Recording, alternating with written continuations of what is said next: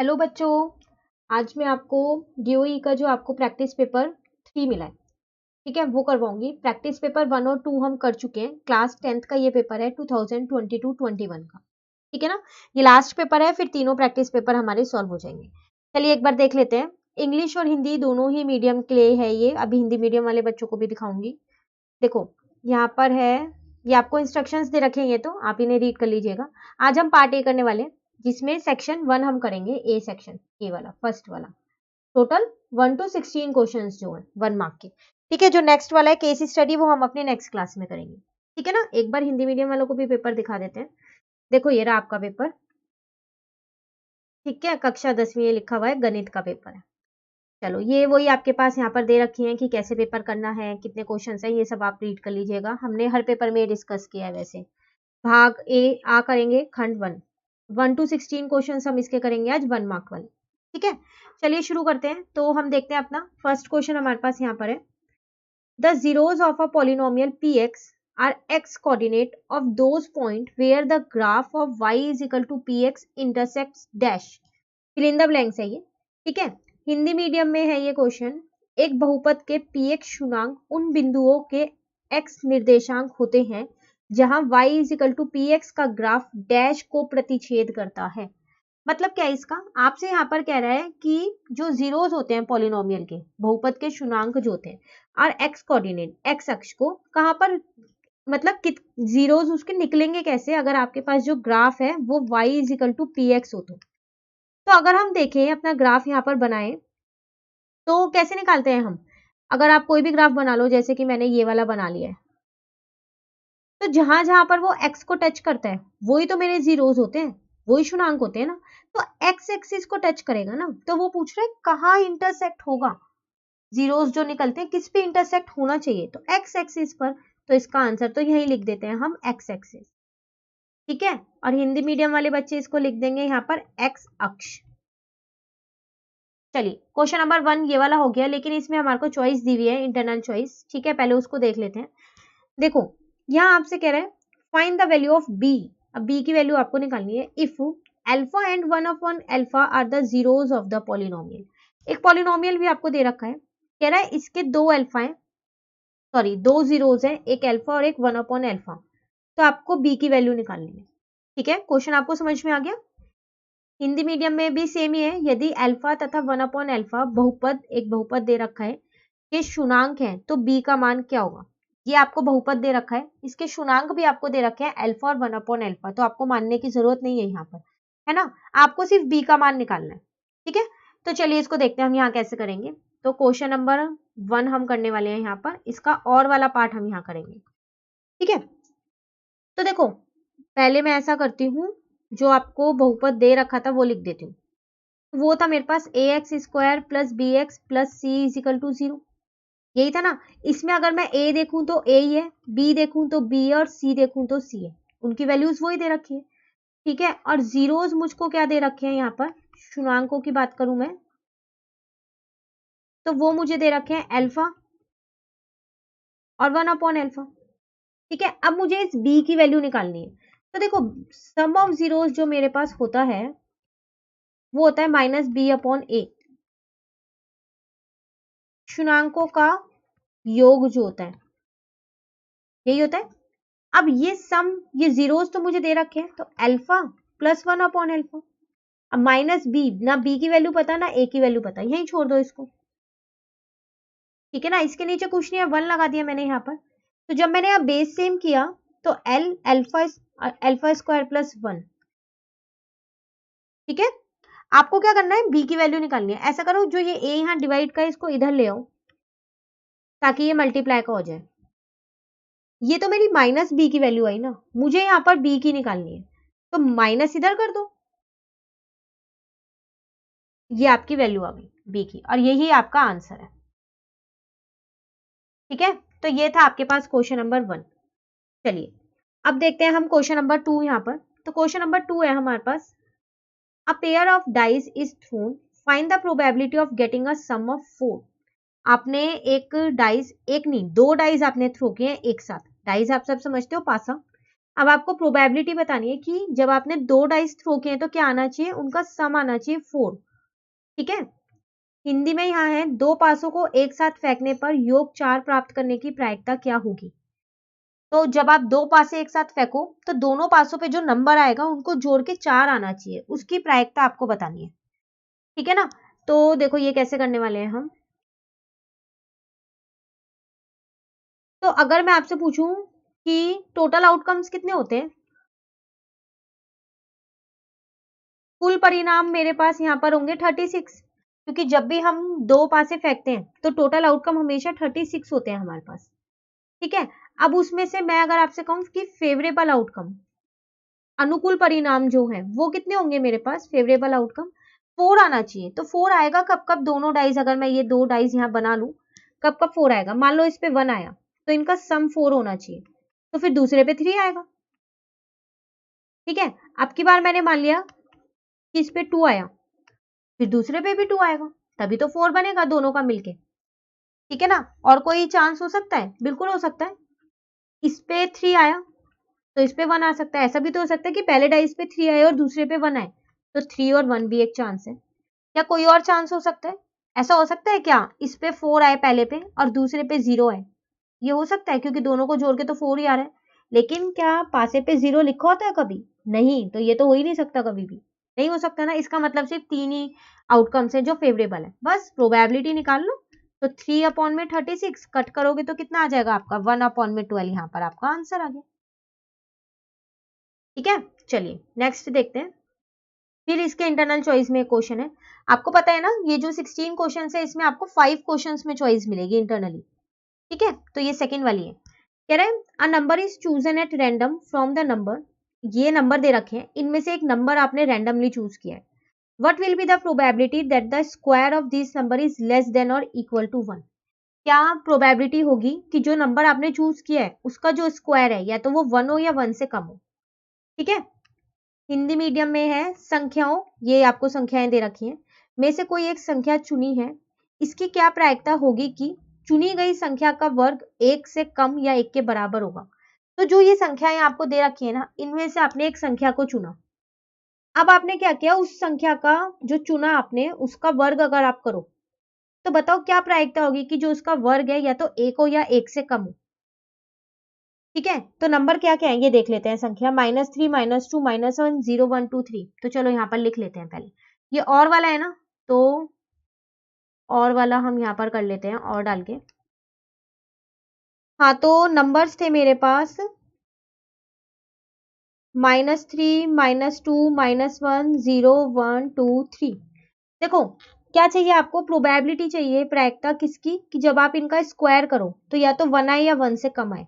अब वो मेरे पास कौन कौन से हो सकते हैं, कौन कौन से नंबर होंगे, -3 का स्क्वायर करोगे आप तो आपके पास 9 आएगा, -2 का स्क्वायर करोगे आप तो आपके पास 4 आएगा, -1 का स्क्वायर करोगे तो 1 आएगा, 0 का स्क्वायर करोगे तो 0 आएगा, 1 का स्क्वायर करोगे तो 1 आएगा, 2 का स्क्वायर करोगे तो 4 आएगा, 3 का स्क्वायर करोगे तो 9 आएगा, यही आएगा, है ना। तो कौन कौन से हैं भाई, जो 1 और 1 से छोटे हैं, यही 3 मिल रहे हैं मुझे, तो और कोई तो मुझे मिल नहीं रहा, तो बस प्रोबेबिलिटी निकाल दो, तो ऊपर तो 3 आ जाएगा और नीचे 1 2 3 4 5 6 7, तो नीचे 7 आ जाएगा। ठीक है, तो ये थी आपकी प्रोबेबिलिटी कि अगर आप इनमें से कोई भी एक नंबर चुनो तो उसका जो स्क्वायर होगा वो 1 या 1 से छोटा ही आएगा, तो वो 3 ही नंबर ऐसे हैं और कोई नंबर है नहीं हमारे पास। ठीक है ना, चलिए नेक्स्ट देखते हैं, क्वेश्चन नंबर 3 पे आ गए हम। How many polynomials can be formed with -2 and 5 as zeros, कह रहा है कितने पॉलिनोमियल्स बन जाएंगे इन दोनों जीरोस से। अगर हम हिंदी में देखें तो कह रहा है शुन्याकों -2 और 5 से कितने बहुपद बनाए जा सकते हैं, तो इनसे बताना है कि कितने बहुपद बन जाएंगे।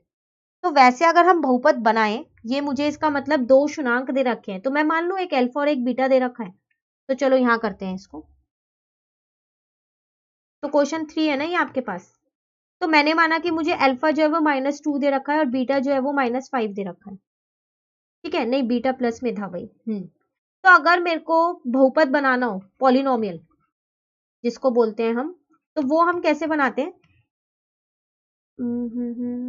वो वाला लगाते हैं, सम वाला, ठीक है ना। तो कैसे होता है, x square minus alpha plus beta x, ठीक है, और प्लस अल्फा इंटू बीटा, यही होता है।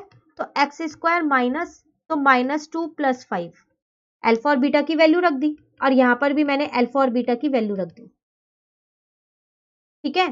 तो ये कितना आ जाएगा, यहाँ पर -2 में +5 करेंगे तो 3 आएगा, लेकिन माइनस का ही आएगा, और यहाँ पर कितना आ जाएगा, -10 बन गया।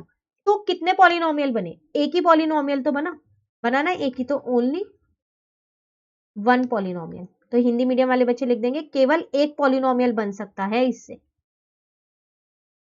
ठीक है। तो ये था आपके पास कौन सा, क्वेश्चन नंबर 3। चलिए नेक्स्ट क्वेश्चन देखते हैं, क्वेश्चन नंबर 4। यहां आपसे कह रहा है what kind of lines are represented by the following pair of equation. आपको दो इक्वेशन दे रखी है, ठीक है, आपको ये बताना है कि ये कौन सी लाइंस को रिप्रेजेंट कर रहा है।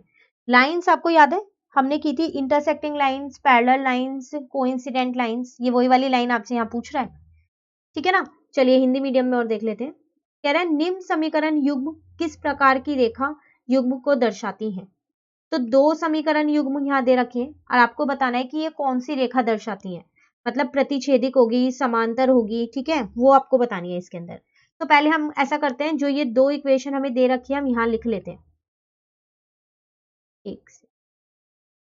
तो क्वेश्चन नंबर 4 हमने यहाँ पर लिया, तो एक मैंने यहाँ लिख दिया 6x - 3y + 10 = 0, और दूसरी मेरे पास थी 2x - 5y + 9 = 0, ठीक है। अब इसमें से हम पहले a1, a2, b1, b2, c1, c2 निकाल लेते हैं, क्योंकि उसी से ही तो कंडीशन का पता चलेगा, है ना। तो a1 है 6, a2 है 2, b1 है -3, b2 है -1, इसके आगे कुछ नहीं है तो 1 है, गलती से भी 0 मत लगा देना आप, ठीक है। ये है 9 और ये है 10, ये है 9, ठीक है। अब देखो a1/a2 is equals to b1/b2 है क्या, देखते हैं। 6/2 जो है वो इक्वल हो रहा है -3 और -1 के, कट कर दो, इसको भी कट कर दो, बिल्कुल हो रहा है। ये भी 3/1 है, ये भी 3/1 है। चलो अब देखते हैं क्या C1/C2 होगा। तो ये है मेरे पास 10/9, इसका मतलब ये तो इक्वल नहीं है, तो इसका मतलब a1/a2 इक्वल टू है b1/b2 के, बट नॉट इक्वल है C1/C2 के। तो ये कौन सी होती है, ये मेरे पास होती है यहाँ पर कंसिस्टेंट, नहीं, नॉन कंसिस्टेंट। नॉन कंसिस्टेंट होती है ना, कौन सी, असंगत युग्म। और कौन सी लाइंस होंगी अब ये मेरे पास, पैरेलल लाइंस, क्योंकि ये कंडीशन उसी में ही लगती है, समांतर रेखा में।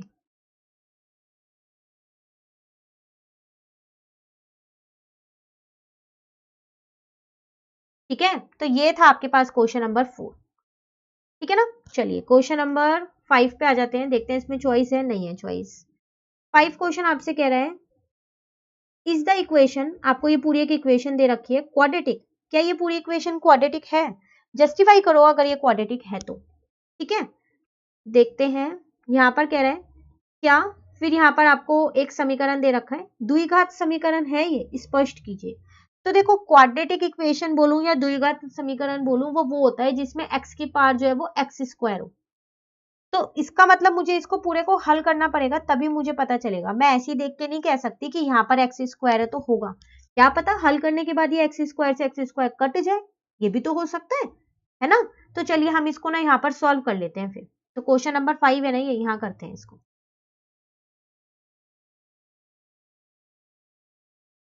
तो क्वेश्चन 5, ठीक है, मैंने पहले वो इक्वेशन लिख लेती हूँ, √2x + √3 था का whole square plus x² is equals to 3x² - 5x। एक बार चेक कर लेते हैं, यही है ना, कहीं कुछ हमने गलत लिख दिया हो, बिल्कुल यही है, ठीक है।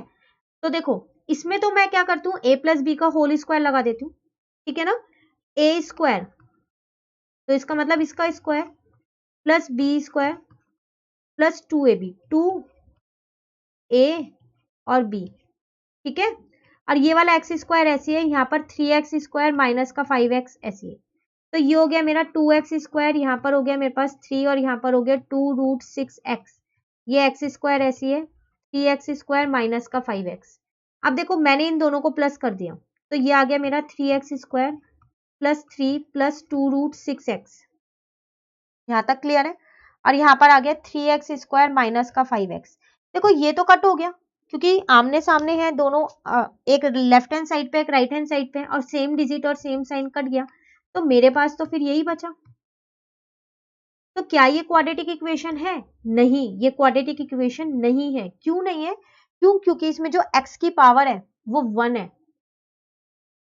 है ना। तो यहां पर लिख दो, इन दिस लिख देना यहां पर, in this maximum power of x is 1, x की घात 1 है, तो it is not a quadratic equation. ठीक है, यह द्विघात समीकरण नहीं है। ठीक है ना। तो ये था आपके पास क्वेश्चन 5। अगर यहाँ पर ये कटता नहीं तो ये क्वाड्रेटिक इक्वेशन होती। तो हमेशा याद रखिएगा कि क्वाड्रेटिक इक्वेशन में x² होना बहुत जरूरी है। अगर वो नहीं है तो इसका मतलब आपकी वो क्वाड्रेटिक इक्वेशन नहीं है। ठीक है, चलिए अब नेक्स्ट क्वेश्चन करते हैं जल्दी से। क्वेश्चन नंबर 6 कह रहा है find the 30th term of the AP. एक एपी आपको दे रखी है 10, 7, 4, इसकी 30th टर्म आपको निकालनी है। इसमें कह रहा है समांतर रेडी 10, 7, 4 का 30वां पद ज्ञात कीजिए। तो ये आपको एपी दे रखी है और कह रहा है 30वां पद निकालो इसका। तो हम इसको कैसे निकालेंगे देखो।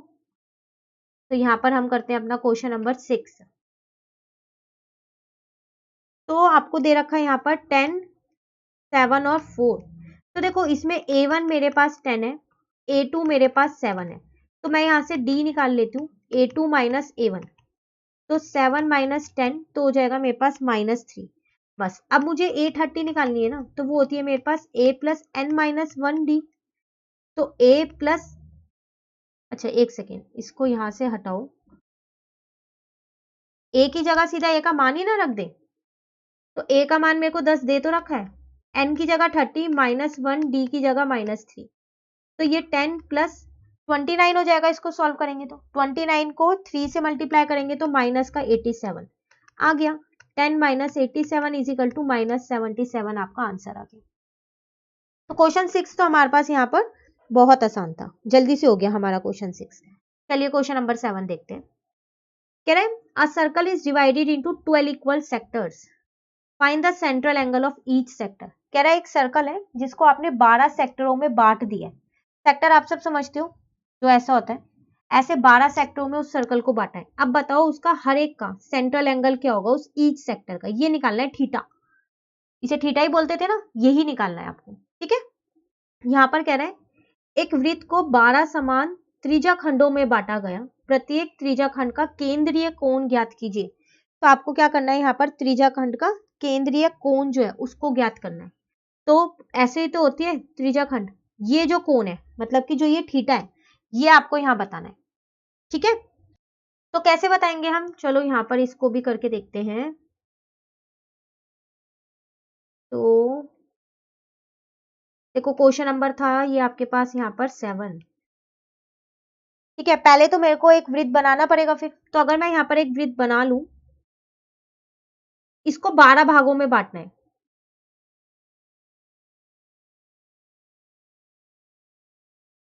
तो कितने हो गए, 1 2 3 3 4 5 6 7 8 ही हुए हैं अभी तो। ठीक है, और बांट दो इसको। ठीक है, 1 2 3 4 5 6 7 8 9 10 11 12 बट गया ना 12 भाग में। अब आपको जो ये हर एक का जो ये थीटा है ये बताना है हर एक का। तो देखो जो ये वाला कोण बनना है ये पूरा, ये अंदर, ये तो मेरे पास 360 होगा, क्योंकि जो सेंट्रल एंगल होता है मेरे पास ये तो मेरा 360 होता है ना, जो केंद्रीय कोण है।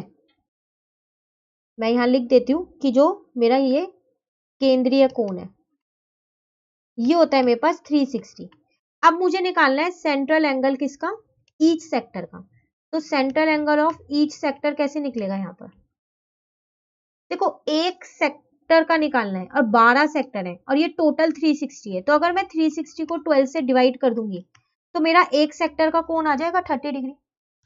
आएगा नहीं आएगा? हर एक 30 डिग्री के ही तो होंगे क्योंकि इसका पूरा सेंट्रल एंगल 360 है। अब मैंने 12 भागों में उसे बांटा तो मैंने उसे 12, इसको भी मैंने 12 में बांट दिया फिर, ठीक है ना। तो इसका मतलब central angle of each sector क्या आएगा? ये आएगा, ठीक है। तो प्रत्येक त्रिज्याखंड मैं यहाँ ये हिंदी में भी लिख देती हूँ।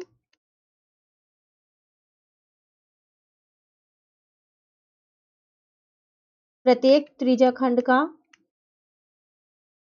केंद्रीय कोण, ठीक है। तो ये था क्वेश्चन नंबर 7। चलिए क्वेश्चन नंबर 8 देखते हैं। यहाँ पर क्या कह रहा है आपसे? कह रहा है if the circumference of a circle and perimeter of a square are equal then the relationship between area of circle and then find the relationship between area of circle and area of square. कह रहा है अगर circle का circumference और square का perimeter, कहने के लिए दोनों के पेरीमीटर की बात कर रहे हैं, बस वो सर्कल में हम उसे सर्कमफेरेंस बोलते हैं पेरीमीटर की जगह, है ना। तो सर्कल और स्क्वायर अगर इन दोनों का पेरीमीटर इक्वल हो तो फिर मुझको ये बताओ कि इन दोनों के एरिया में क्या रिलेशन होगा। क्वेश्चन आपको समझ में आ गया? चलिए अब हिंदी मीडियम वालों का देखते हैं। यदि वृत्त की परिधि और वर्ग का परिमाप बराबर हो तो वृत्त का क्षेत्रफल और वर्ग के क्षेत्रफल में संबंध ज्ञात कीजिए। अगर एक वृत्त है और एक वर्ग है, इन दोनों का परिमाप, ठीक है, बराबर है दोनों का ही, तो फिर जो इनके क्षेत्रफल है बताओ उनमें क्या संबंध होगा, वो आपको बताना है यहाँ पर, ठीक है। क्वेश्चन क्लियर हो गया? चलिए अब यहाँ पर आंसर करते हैं इसका। तो ये हम कर रहे हैं कौन सा? क्वेश्चन नंबर 8 कर रहे हैं हम यहाँ पर, ठीक है। देखो यहाँ पर इसको करते हैं क्वेश्चन नंबर 8 को। हाँ, तो सबसे पहले हमको यहाँ पर दे रखा था सर्कमफेरेंस जो है वो सर्कल का किसके बराबर है? पेरीमीटर ऑफ स्क्वायर के। यही कह रहा था ना कि जो यहाँ पर वृत्त है, ठीक है ना, उसकी जो परिधि है, वृत्त की परिधि, वो किसके बराबर है? यहाँ पर हमारे पास वर्ग का जो परिमाप है उसके बराबर है। तो इसका सर्कमफेरेंस ऑफ सर्कल का फॉर्मूला क्या होता है? 2 पाई आर। अब पेरीमीटर ऑफ स्क्वायर क्या होता है? 4 मल्टीप्लाई साइड। इस 2 को मैं उधर ले गई, इस 2 से काट दिया इसको, तो पाई आर मेरे पास क्या आ गया? 2 मल्टीप्लाई साइड। फिलहाल तो मेरा पाई आर इतना आ गया, मैंने क्या किया यहां से आर निकाल लिया, तो आर कितना आ जाएगा? 2 मल्टीप्लाई साइड अपॉन में पाई, ठीक है। अब मैं यहाँ पर एरिया ऑफ सर्कल अगर निकालूं, क्योंकि मुझे बताना है रिलेशन किन के बीच में? एरिया ऑफ सर्कल और एरिया ऑफ स्क्वायर के बीच में। तो एरिया ऑफ सर्कल होता है मेरे पास पाई आर स्क्वायर, पाई की जगह मैंने पाई रहने दिया, आर की जगह मैंने 2 इंटू साइड अपॉन में पाई, इस पूरे का स्क्वायर रख दिया। यहां तक क्लियर है आपको? ठीक है। अब देखो ये पाई ऐसी है, ये तो मैंने फिलहाल ऐसे ही छोड़ दिया, 2 इंटू साइड का होल स्क्वायर, और यहाँ कर दिया पाई स्क्वायर, क्योंकि ये स्क्वायर दोनों पे है, इससे मैंने एक कट कर दिया, ठीक है। तो मेरा यहाँ पर क्या आ गया? 2 का स्क्वायर किया तो 4, 4 इंटू साइड का स्क्वायर अपॉन में पाई आया। तो क्या मैं इसको ये लिख सकती हूँ साइड के स्क्वायर को एरिया ऑफ स्क्वायर? क्यों? क्योंकि एरिया ऑफ स्क्वायर मेरे पास यही तो होता है, साइड का स्क्वायर। तो इसका मतलब जो एरिया ऑफ सर्कल है, वृत्त का क्षेत्रफल, वो क्या है? 4 बाय पाई है एरिया ऑफ स्क्वायर के, 4 बाय पाई है किसके? वर्ग के क्षेत्रफल के। ये है इनके बीच का रिलेशन, ये, ठीक है। ये था आपके पास क्वेश्चन नंबर 8, रिलेशन बताना था सिर्फ आपको, ठीक है ना। चलिए क्वेश्चन देखते हैं अब हम यहाँ पर 9। The pair of equation x plus y minus 4 is equal to 0 and 2x plus ky is equal to 3 has no solution. Find the value of k. देखो जो ये वाले क्वेश्चन है ना, ये चैप्टर नंबर 3 का है, आपको इतना तो पता है। इन क्वेश्चंस में ना आपको सिर्फ क्या करनी है? टेबल याद करनी है। अभी आपकी रिवीजन वर्कशीट आई थी इस चैप्टर की, जब भी मैंने आपको बोला था कि जो टेबल है आप उसे अच्छे से याद कर लीजिए, ऐसे क्वेश्चंस बहुत बार आते हैं। अगर आपको इसकी कंडीशन पता है ना तो आप के की वैल्यू आसानी से निकाल पाओगे, ठीक है। चलिए यहाँ देखते हैं एक बारी। यदि समीकरण युग्म 2 समीकरण दे रखे हैं, असंगत है तो k का मान ज्ञात कीजिए। कह रहा है अगर दो समीकरण, ये दोनों समीकरण असंगत है तो इसमें हमारे को k का मान निकालना है। तो हमें क्या करना है, जो असंगत की स्थिति है ना, हमें वो लगानी है, उसी से हमें पता चल जाएगा कि क्या निकलेगा। ठीक है, तो मैं ऐसा करती हूँ, ये यहाँ पर लिख लेते हैं पहले। तो यहाँ कर लेते हैं इसको, कौन सा क्वेश्चन पे आ गए हम, यहाँ पर 8 हमने ये वाला किया था, है ना। अब हम आ गए हैं यहाँ पर क्वेश्चन नंबर 9 पे। तो सबसे पहली बात तो जो दो मेरे को यहाँ पर समीकरण दे रखी थी, मैं वही लिख लेती हूँ अपनी। तो एक थी x plus y minus 4 is equal to 0, ठीक है। फिर एक थी मेरे पास 2x प्लस के वाई, देखो इजिकल टू 3 थी, मैं माइनस 3 इजिकल टू 0 लिख लूँ। मैं 3 को इधर ले आई क्योंकि 4 भी मेरा इधर था, इसलिए मैंने 3 को भी इधर कर दिया। अब यहाँ से मैंने अगर a1 निकालूं, a2 निकालूं, तो कितना आएगा, 1 अप और 2 आएगा, क्योंकि इसके आगे कुछ नहीं है तो 1 है। b1 और b2 भी निकाल लेती हूँ तो वो 1 और k आ जाएगा। c1 और c2 भी निकाल लेती हूँ तो वो -4 और -3 आ जाएगा। ठीक है, अब आपको यहाँ पर था नो सॉल्यूशन, यही था ना नो सॉल्यूशन। तो इसकी कंडीशन थी मेरे पास a1 upon a2 is equal to b1 upon b2 is not equal to c1 upon c2। ठीक है, a1 की जगह मैंने 1 अपॉन 2 रख दिया और a2 की जगह 2 ये पूरे पे रख दिया। ऐसी b की जगह मैंने उनकी वैल्यूज रख दी और c पे c की रख दी, ये तो कट हो गई। ठीक है ना, तो अब ये दोनों और ये दोनों, तो 1 upon 2 is equal to 1 upon k और 1 अपॉन के इज इक्वल टू 4 अपॉन 3। यहां से k की वैल्यू आ गई 2 और ये नॉट इक्वल टू है, यहां से k आ गया मेरे पास 3/4। इसका मतलब सॉरी, आपको k की वैल्यू निकालनी थी, तो k की वैल्यू 2 होगी। ठीक है, और भी कुछ हो सकती है अगर इक्वेशन चेंज होगी, लेकिन 3/4 यहाँ पर नहीं होगी, ये नॉट इक्वल टू वाली है। 2 हमारा यहाँ पर ये आंसर आ गया। ठीक है, ये था आपके पास क्वेश्चन नंबर 9। चलिए अब देखते हैं क्वेश्चन कौन सा, क्वेश्चन आ गया हमारे पास 10। तो ये क्वेश्चन किसका है, हमारे पास सर्कल वाले चैप्टर का ये क्वेश्चन हमें लग रहा है। चलो देखते हैं। कह रहा है इन द गिवन फिगर, एक फिगर आपको यहाँ पर दे रखी है। कह रहा है if angle AOB is equal to 125 then find angle COD। ये वाला एंगल AOB जो निशान बना के दे रखा है, अगर ये 125 है तो फिर बताओ कि ये वाला एंगल कितना होगा, ये एंगल आपको बताना है। ठीक है, यहाँ पर देखते हैं। कह रहा है दी गई आकृति में यदि कोण AOB 125 है तो कोण COD ज्ञात कीजिए। तो देखो AOB ये वाला आपको 125 दे रखा है, चैप्टर नंबर 10 का है ये क्वेश्चन आपके पास, डेट वाले का। ठीक है, आपको ये निकालना है COD। ठीक है ना, अब देखो ये आपको पता है कि ये जो है ये आपका क्वाड्रिलेटरल है, चतुर्भुज है ना, चतुर्भुज। तो इसकी जो चतुर्भुज है, इसकी जो आमने सामने वाली भुजाएं होती हैं, ये जो है ये समान होती हैं, अपोजिट साइड्स जो है वो इक्वल होती हैं इसकी। ठीक है, जब ये अपोजिट साइड्स इक्वल होती हैं और इसके अंदर हमारे पास एक सर्कल बना होता है, तो जो ये वाले दो एंगल्स होते हैं सेंटर के ऊपर, इनका जो सम है ना वो 180 डिग्री होता है। ठीक है ना, ठीक है, ये अब ये 180 होते कैसे हैं, ये क्या फिक्स है यहाँ पर, बिल्कुल नहीं, ये फिक्स नहीं है ऐसा। देखो इसमें ना हमने, अगर हम इसको ऐसे ट्रायंगल बना लें, मैंने इसको डिवाइड कर दिया है, आपको दिख रहा है ट्रायंगल्स में डिवाइड कर दिया है। अब मैंने इन्हें नाम दे दिया, यहाँ एंगल 1, यहाँ 2, यहाँ 3, यहाँ 4, यहाँ 5, यहाँ 6, यहाँ 7, यहाँ 8, ऐसे नाम दे दिया।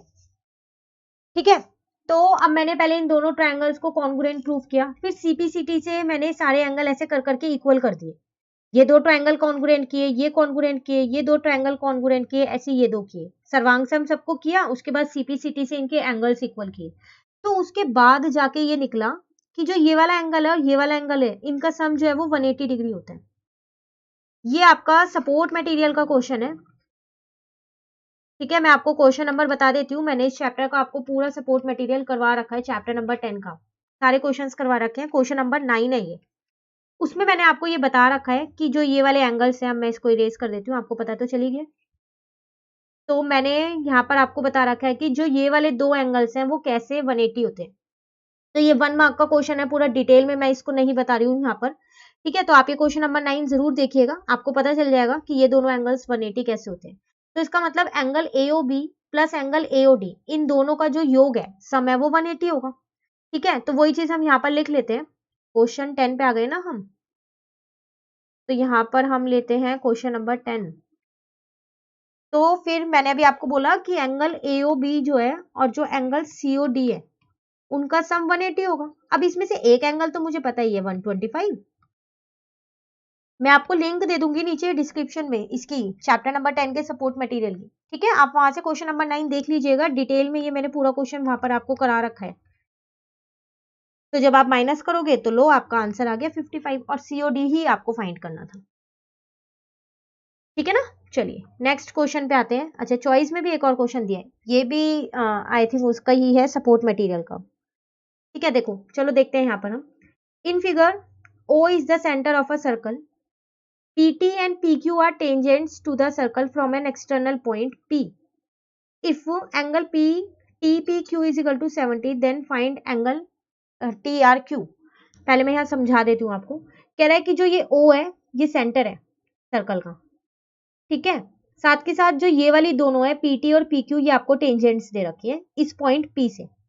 ये वाला एंगल आपको दे रखा है 70 डिग्री, आपको ये वाला एंगल बताना है ये पूरा, ठीक है। चलिए हिंदी वालों के लिए देखते हैं। आकृति में O वृत्त का केंद्र है, PT और PQ है बिंदु से P से वृत्त पर दो स्पर्श रेखा है। यदि कोण TPQ 70 डिग्री हो तो कोण TRQ का मान ज्ञात कीजिए। देखो ये वृत्त का आपको यहाँ पर केंद्र दे रखा है, ठीक है। ये दोनों आपको स्पर्श रेखाएं दे रखी है, TP और TQ। बाहर वाले एक बिंदु से होती है ना, तो P वाले बिंदु से। ये वाला कोण भी आपको दे रखा है, आपको कौन सा कोण का मान निकालना है, इस वाले का, TRQ का।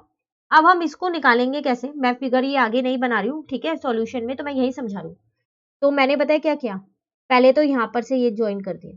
कर सकती हूँ मैं इसको, ये 90 होगा, ये भी 90 होगा। ऐसा क्यों, क्योंकि जो रेडियस होती है टेंजेंट पे परपेंडिकुलर होती है। थ्योरम 10.1 याद आ रही है, थ्योरम 10.1 की जो रेडियस है वो टेंजेंट पे परपेंडिकुलर होती है। त्रिज्या जो है वो स्पर्श रेखा पे हमेशा क्या होती है, लंब होती है। तो इसका मतलब ये दोनों तो 90 है। अब अगर आप खाली इसकी बात करो, जो ये मैंने दो लाइंस ब्लू वाली बनाई है और जो ये वाली है, तो ये तो मेरा एक चतुर्भुज बन गया ना, ये क्वाड्रिलेटरल। क्वाड्रिलेटरल के 3 एंगल पता है, ये 90, ये 70, ये 90। तो इसका मतलब ये फोर्थ वाला एंगल तो मैं बहुत आसानी से निकाल सकती हूँ ना। तो क्वाड्रिलेटरल का नाम है यहाँ पर TPQO। चलो यहाँ लिखते हैं इसको। तो अब हम कौन से क्वेश्चन की बात कर रहे हैं, हम आ गए क्वेश्चन नंबर 11 पे, ठीक है।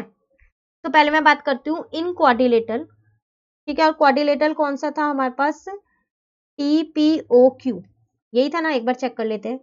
TPO नहीं, TPQO लिखते हैं, OQ नहीं लिखते, QO लिखते हैं इसको, QO। तो इसमें कोण T प्लस कोण P प्लस कोण Q प्लस कोण O, ये तीनों मिला के तो 360 होंगे, ठीक है ना। तो मेरे को एक तो यहाँ पर देखो दे रखा है 70 डिग्री P दे रखा है, O मुझे निकालना है, बाकी दो तो 90 डिग्री है ही। तो P मुझे 70 डिग्री दे रखा था, ठीक है, ये 90 डिग्री था, ये 90 डिग्री था, O तो मुझे निकालना ही है। तो मैंने यहाँ से कोण O पहले निकाल लिया है। तो कोण O जो है वो मेरा कितना आ जाएगा, 360 माइनस 90 माइनस 90 माइनस 70। तो माइनस करेंगे तो कोण O मेरा आ गया 110। लेकिन अगर क्वेश्चन में देखें ना, तो हमें कोण O नहीं निकालना, हमें तो ये R निकालना है, ये जो मैं शेड कर दूं। अब ये कैसे निकलेगा, तो ये हमारे पास एक थ्योरम थी, ठीक है। आप ये लिख दीजिएगा यहाँ से कि ये 90 डिग्री कैसे आए, थ्योरम 10.1 से आए हैं, ठीक है। कहीं आप सॉल्यूशन में ये लिखना भूल जाओ कि जो कोण T है और कोण Q है वो 10.1 से 90 डिग्री आ गए हैं, पूरी थ्योरम लिख दीजिएगा, ठीक है। हाँ, अब मैं आपसे क्या कह रही थी कि हमारे पास एक और थ्योरम थी कि जो ये वाला एंगल होता है, ठीक है, और जो ये वाला होता है, ये वाला जो एंगल होता है ये सेंटर वाले एंगल के ट्वाइस होता है, रिमेनिंग आर्क वाला। याद है आपको, हमने ये भी किया था कि सेंटर पे जो एंगल बनता है केंद्र पे, और जो वो रिमेनिंग आर्क पे जो एंगल बनता है वो ट्वाइस होता है।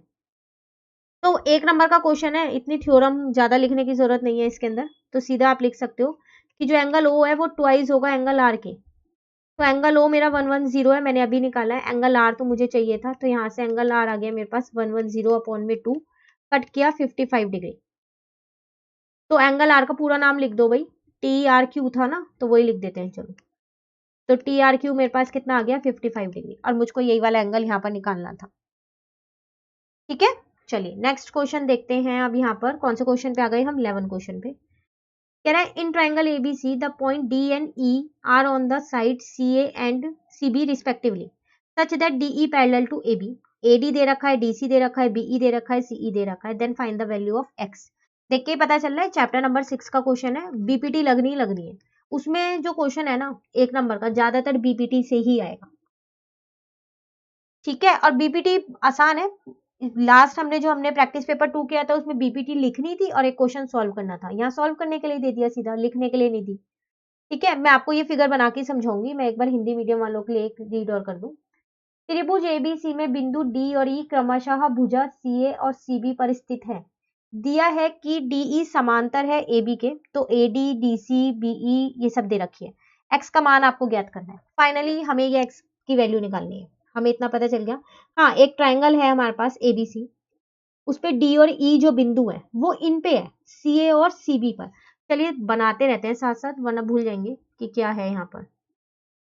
तो हम यहाँ पर करने वाले हैं कौन सा क्वेश्चन, क्वेश्चन नंबर 12 है ये हमारे पे शायद। देखते हैं एक बारी, एक सेकेंड चेक कर लेते हैं।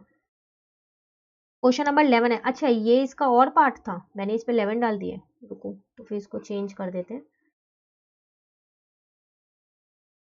तो ये आपके पास क्वेश्चन नंबर 10 का ही और पार्ट है। ठीक है, ये क्वेश्चन 11 नहीं था आपके पास। 11 तो अब हम करने वाले हैं। तो अब बारी आती है किसकी, क्वेश्चन नंबर 11 की। यहाँ कर लेते हैं।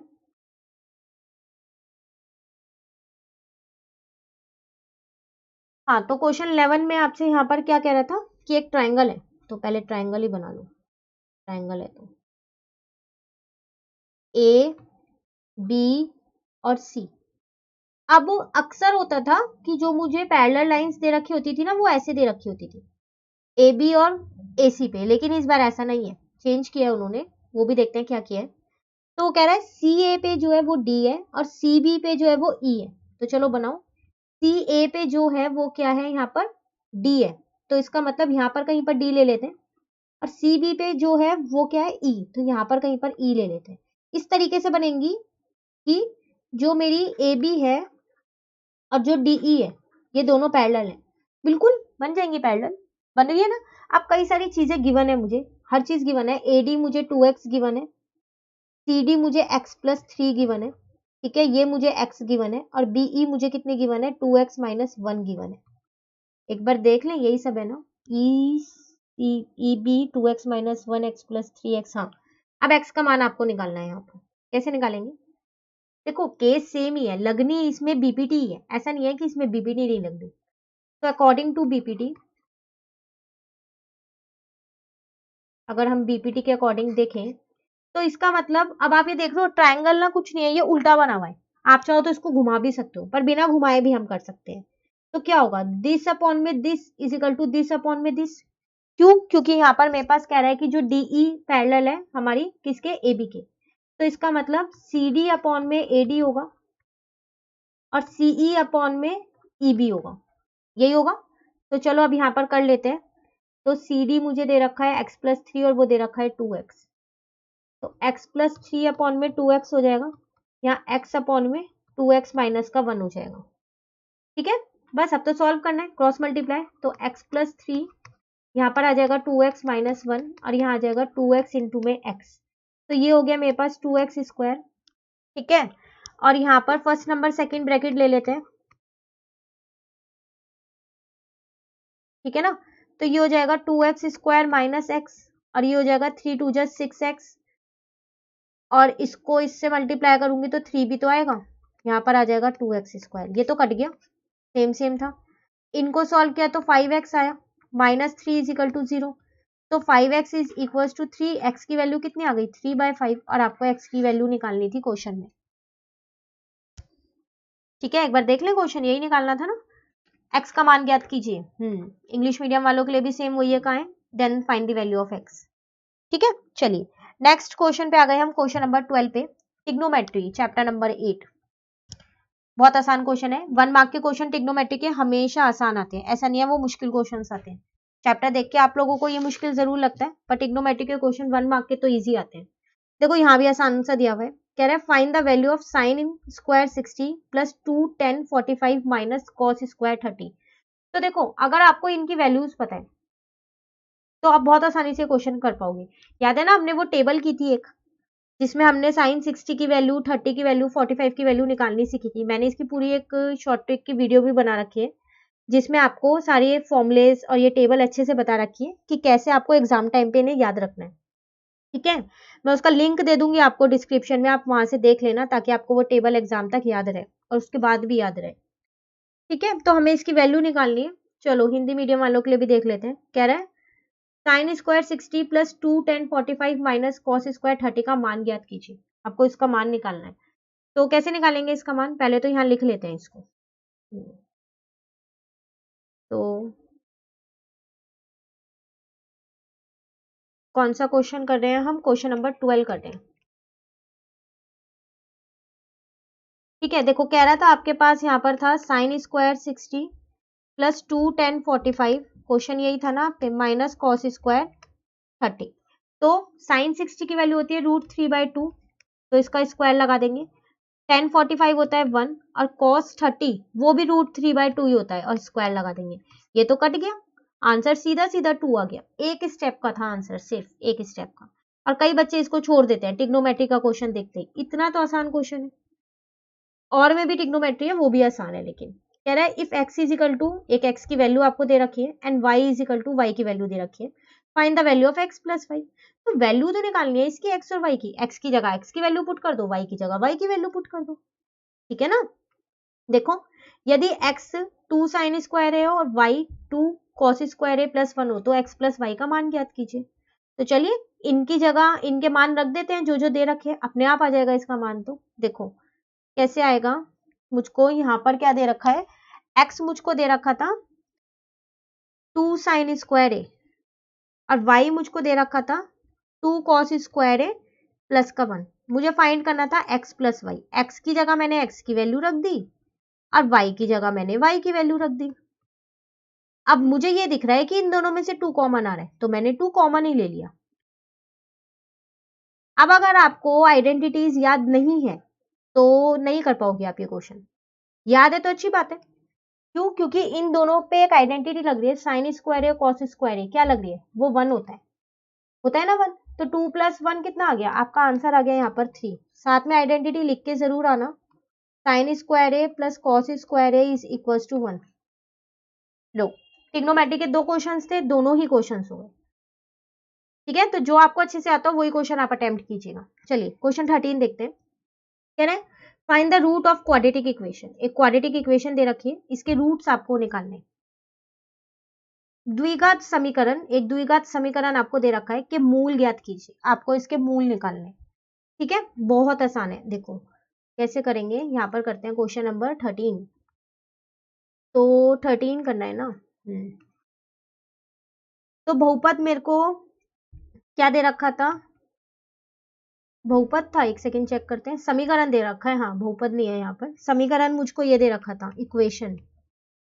रूट्स निकालने हैं ना, इसको उधर ले जाओ। ठीक है, यहां से मैंने पॉइंट हटा के 100 लिख लिया, इसका मतलब x² इज इक्वल टू 4/100 है।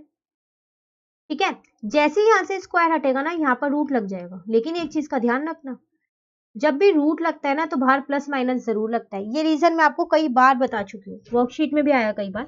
वो क्या, एग्जाम्पल देके बताती हूँ हर बार, और शायद एग्जाम्पल भी सेम ही देती हूँ मैं। देखो सॉरी, जैसे +2 का स्क्वायर करोगे तो 4 आएगा, -2 का स्क्वायर करोगे तो भी 4 ही आएगा। इसलिए हम बाहर प्लस माइनस जरूर लगाते हैं जब भी रूट हटा, ये स्क्वायर हटाते हैं। तो x आ गया मेरे पास एक 2/10। ठीक है, और एक x आ गया मेरे पास -2/10। ठीक है ना, तो रूट्स निकालने थे, तो यहाँ आप ऐसे ये भी लिख सकते हो, रूट्स मैं लिख देती हूँ यहाँ पर।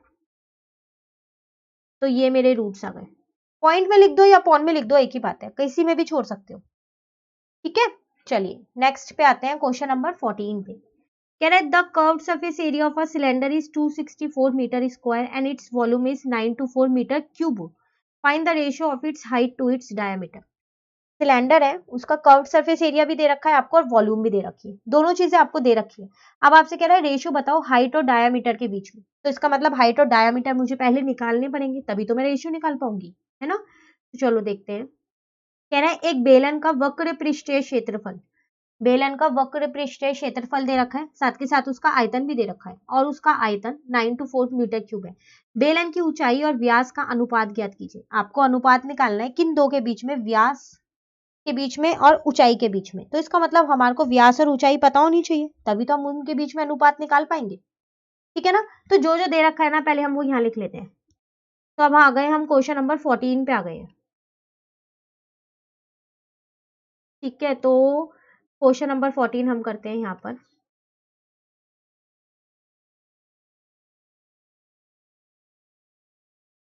तो क्या क्या दे रखा था मुझे, सीएस से दे रखा था, वक्र पृष्ठीय क्षेत्रफल था बेलन का, तो सीएस से ऑफ सिलेंडर मैं यहाँ लिख देती हूँ, वक्र पृष्ठीय क्षेत्रफल बेलन का वो था 264। तो देखो वो होता है मेरे पास 2πRh, तो इसको इसके इक्वल ही रहने दो। उसी तरीके से मुझे वॉल्यूम ऑफ सिलेंडर भी दे रखा है, इसका बेलन का आयतन वो मुझे दे रखा था 9 to 4 और बेलन का आयतन होता है मेरे पास πr²h, ठीक है ना। अब मैं इनको किस तरीके से सॉल्व करूं कि मेरा इसमें से r या h कुछ तो निकले। तो ऐसा करते हैं, इसको इक्वेशन 1 और इसको इक्वेशन 2 मान लेते हैं, समीकरण 1 और 2। अब मैं क्या करती हूँ, डिवाइड कर देती हूँ, डिवाइड इक्वेशन 1 एंड 2, ठीक है। तो πr²h अपॉन में 2πRh is equal to 9 to 4 upon में 264। वॉल्यूम को कर्व्ड सरफेस एरिया से डिवाइड कर लूं, ठीक है। पाई से पाई काट दिया, h से h काट दिया, इस एक r से इस एक r काट दिया, तो यहाँ बचा मेरे पास r अपॉन में 2 is equal to 9 to 4 upon में 264। यहां से मैंने r2 भी उधर ले गई मैं, ठीक है। अब अगर हम इसमें कैलकुलेशन करें तो कुछ डायरेक्टली कट रहा है, तो ऐसा करते हैं पहले एक बार देख लेते हैं क्या 9 to 4 264 की टेबल से कट रहा है, नहीं कट रहा। तो 2 से काट दूं पहले 264 को, तो कट करूंगी ना तो मेरा यहाँ 132 आएगा। अब 9 to 4 और 132 किससे कट करें इनको, तो ये पूरा पूरा इसी से ही कट हो रहा है डायरेक्ट 7 पे। आप चाहो तो डायरेक्ट भी काट सकते हो, आप चाहो तो 2 की टेबल से काट लो, 4 की टेबल से काट लो, आपकी मर्जी किसी से भी काट लो। तो मैंने यहाँ आर निकाल दिया 7। चलो आर निकल गया, इसको मैंने पता है क्या किया, सीएसए में पुट कर दिया। सीएसए ऑफ सिलेंडर मुझको यहाँ पर दे रखा था 264, तो वो था मेरे पास 2πRh इजिकल टू 264। क्यों रख रही हूं मैं इसमें, कोई जरूरत है रखने की। देखो मेरे को एच और डी चाहिए, डी मुझे मिल जाएगा आर से, पर एच भी तो चाहिए, तो इसलिए रख रही हूं मैं। आर की जगह 7 रख दिया, इंटू एच इजिकल टू 264। इसको मैंने कट कर दिया, ये हो गया 44 इंटू एच इजिकल टू 264। यहाँ से एच कितना आ गया 264 डिवाइडेड बाय 44। इसका मतलब अब हम 264 को 44 से डिवाइड कर देंगे तो वो मेरा 6 आ जाएगा। चलिए यहाँ लिखते हैं, हाइट मेरे पास आ गई 6 सेंटीमीटर, ठीक है। और डायामीटर रेशियो इन्हीं के बीच में निकालनी है ना, वो होता है मेरे पास 2 इंटू आर, इसका मतलब 2 इंटू में 17 is equal to 14 centimetre. Ratio कितनी आ जाएगी मेरे पास, अब पहले देखो क्या क्या लिखा था। तो हाइट पहले और डायामीटर बाद में, तो यहाँ पर लिखेंगे हाइट पहले और डायामीटर बाद में। इस चीज का ध्यान रखिएगा, कई बच्चे ये गलती कर देते हैं, डायामीटर पहले लिख देते हैं और हाइट बाद में लिखते हैं। तो 6:14 कट कर दो, 3:7 आपका यहाँ पर आंसर आ गया, ठीक है। तो दो वो दे रखे थे तो हमने उससे आर और एच निकाला और उसके बाद उनकी रेशियो निकाल दी, ठीक है ना। चलिए आते हैं नेक्स्ट क्वेश्चन पे। अच्छा इसके और में भी एक क्वेश्चन है, चैप्टर नंबर 13 है तो और में भी 13 ही मिलेगा। कह रहा है आपसे, a solid ball gets exactly filled into a cubical box of side b, find the volume of the cube. तो आपसे यहाँ पर कह रहा है कि एक सॉलिड बॉक्स है आपके पास, नहीं सॉरी एक सॉलिड बॉल है आपके पास, आपने उस बॉल को क्या किया है क्यूबिकल बॉक्स के अंदर पुट कर दिया, मतलब इस तरीके से रखा कि वो उसमें पूरी फिल अच्छे से फिट हो गई है, ठीक है। आपको क्या करना है, वॉल्यूम निकालनी है बॉल की। तो देखो बॉल जो है वो कौन से उसकी होगी शेप की, स्फीयर शेप की होगी ना, स्फीयर शेप की। तो उसमें हमने फिल किया तो उसकी वॉल्यूम निकाल लेंगे, तो स्फीयर की वॉल्यूम लगानी है मतलब इसका मतलब। चलिए हिंदी मीडियम वालों के लिए भी देख लेते हैं। कह रहा है एक घनाभकार बक्से में एक ठोस गेंद पूरी तरह समा जाती है। यदि घनाभकार बक्से की भुजा b है तो गेंद का आयतन बताओ। एक गेंद है, आपने उसे घनाभकार बक्से में इस तरीके से रखा कि वो पूरी अच्छे से उसमें समा गई, फिट हो गई है उसमें अच्छे से। अब घनाभकार जो बक्सा है ना उसकी भुजा आपको दे रखी है, तो गेंद का आयतन आपको बताना है। चलो यहाँ करते हैं इसको, क्वेश्चन नंबर 14 का ही और पार्ट है ना ये, तो ये यहाँ मैंने 14 ही लिखा था। तो ये 13 है, यहाँ कर देते हैं। चलो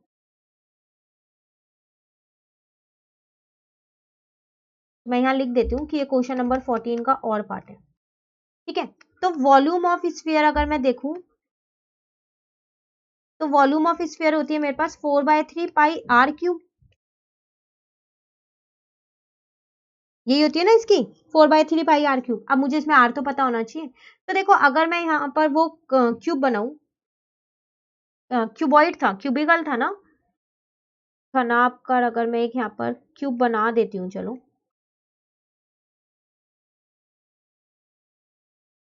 ये मैंने क्यूब बना दिया एक, इसमें उस बॉल को फिट किया गया है।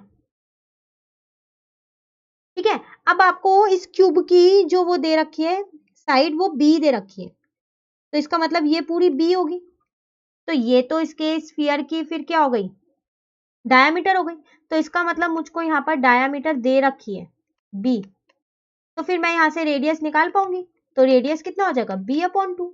बस अब तो आप फॉर्मूले में पुट कर सकते हो। तो वॉल्यूम ऑफ स्फीयर, गेंद का आयतन कितना होगा 4/3। ठीक है, पाई को आप चाहो तो पाई में ही छोड़ दो, 1 मार्क के क्वेश्चन में पाई की वैल्यू नहीं भी रखोगे तो भी चल जाएगा। और रेडियस कितनी दे रखी है मुझे यहाँ पर b/2, इसका क्यूब हो जाएगा। तो ये हो गया 4/3 पाई, यहाँ पर आ गया b का क्यूब और यहाँ पर आ गया 8। इस 4 से इसको कट कर दिया, 2 आ गया। ठीक है, तो इसका मतलब कितना आंसर आ गया पाई b क्यूब और नीचे कितना आ गया 6। ये आपका आंसर हो गया यहाँ पर। ठीक है, ये था आपके पास क्वेश्चन नंबर 14 का और पार्ट। जो मेन वाला वो ये रहा, एक दो पार्ट थे ना, दोनों ये रहे। ठीक है ना, चलिए 15 पे आ गए हम। कह रहा है DEF is an equilateral triangle where DM जो है वो परपेंडिकुलर है EF के। अच्छा ठीक है, find the value of DM square. एक इक्विलेटरल ट्राइंगल है DEF जिसमें ये DM जो है वो परपेंडिकुलर है किसके, EF के। हमारे को क्या करना है यहाँ पर वॉल्यूम वैल्यू निकालनी है DM स्क्वायर की। ठीक है, हिंदी मीडियम वालों के लिए है। कह रहा है DEF एक समबाहु त्रिभुज है जिसकी तीनों भुजाएं बराबर होती हैं, वही वाला त्रिभुज है ये, जिसमें DM जो है वो EF के लंब है। तो DM स्क्वायर का मान ज्ञात कीजिए। ठीक है ना, तो आपको इसका मान निकालना है। पहले हम तो यहाँ पर फिगर बनाते हैं, देखते हैं चलो कैसे होगा ये क्वेश्चन। क्वेश्चन नंबर 15 पे आ गए हैं ना हम। तो अगर मैं यहाँ पर एक फिगर बना लूँ ये कुछ ऐसी, तो DEF, EF के लंब था, का मतलब यहाँ पर होगा M, ये 90 डिग्री है। और ये तीनों भुजाएं जो है ये बराबर है। DE जो है वो DF के बराबर है और EF के बराबर है। क्यों, क्योंकि मेरा जो DEF है ना वो मेरा इक्विलेटरल ट्राइंगल है इसीलिए। ठीक है, अब मुझे यहाँ पर फाइंड क्या करना है, ये DM स्क्वायर फाइंड करना है। DM मिल गया तो स्क्वायर तो मिल ही जाएगा, है ना।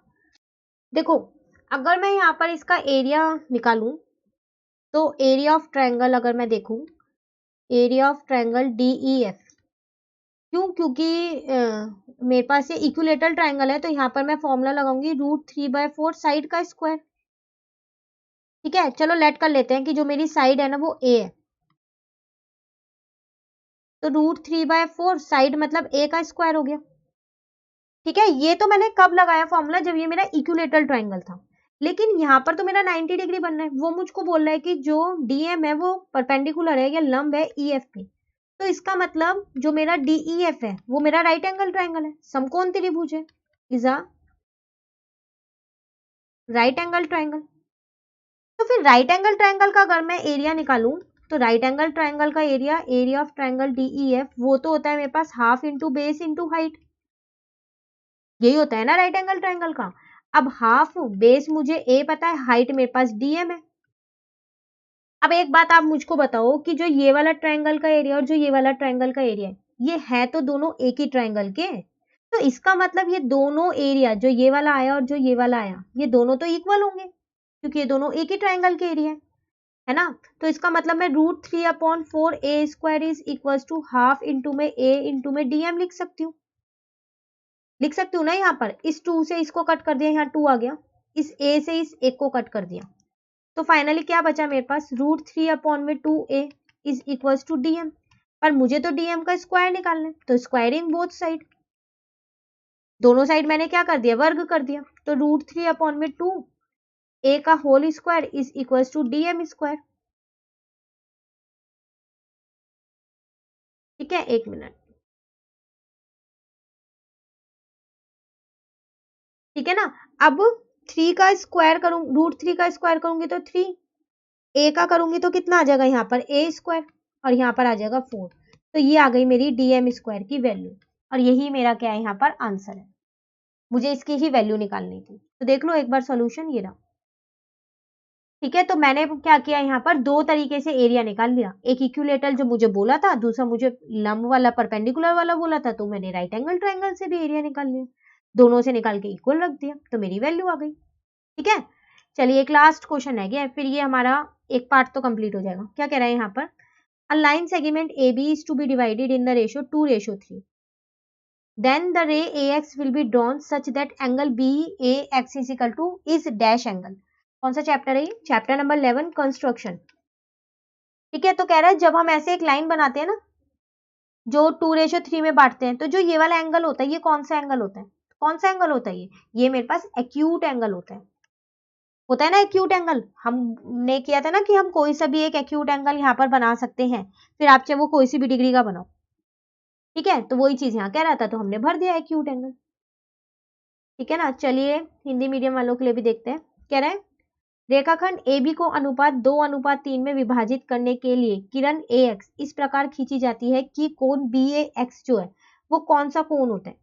तो जब आप उसको ऐसे डिवाइड करते हो, 2:3 में अगर ऐसे काटते हो, तो जो ये वाला कोण बनाते हो, ये कौन सा कोण बनाते हो, तो ये आप बनाते हो न्यून कोण, न्यून कोण ही तो बनाते हो, है ना। कितने भी उसका डिग्री का बना लेते हो, लेकिन आप बनाते हमेशा कौन सा हो, यहाँ पर न्यून कोण। तो यहाँ पर क्या आ जाएगा आपके पास, न्यून कोण।